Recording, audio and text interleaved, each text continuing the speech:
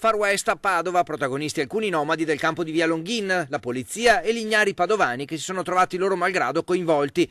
Il bilancio di 2 folli inseguimenti con auto speronate e fughe a piedi sull'argine di San Lazzaro è di 3 persone arrestate, una donna ricercata in carcere, 5 agenti feriti, l'auto di una 32enne di Limena distrutta e altre 2 danneggiate, compreso un SUV della squadra mobile.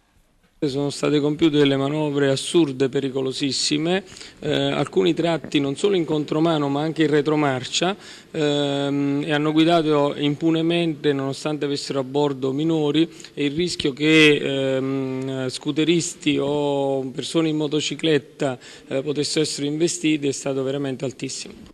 Tutto nasce da un controllo che i poliziotti delle volanti volevano fare su una Y10 sospetta, a bordo un 21enne, 2 donne e 3 bimbi piccolissimi, sirene lampeggianti, strade contromano, altre in retromarcia a folle velocità. Il ragazzo poi si nasconde nel campo nomadi e rintracciato con un'irruzione in un appartamento del quartiere dove si era appena tagliato la barba per non essere riconosciuto. Arrivano i rinforzi, altri 2 giovani fuggono a bordo di una Jaguar senza assicurazione che sperona un fuoristrada della polizia. Hanno 20 e 22 anni, le accuse sono di violenza, resistenza, lesioni, danneggiamento aggravato. Nel campo viene fermata anche una 27enne, ricercata per furti, deve scontare 1 anno e 4 mesi. I magistrati hanno deciso in giornata che i 2 al volante restino in carcere, il terzo ai domiciliari. Il 21 gennaio si terrà il processo. È il solito difficile equilibrio tra repressione e integrazione. I nomadi di Via Longhin hanno avuto anche alcune abitazioni in muratura grazie a un progetto europeo.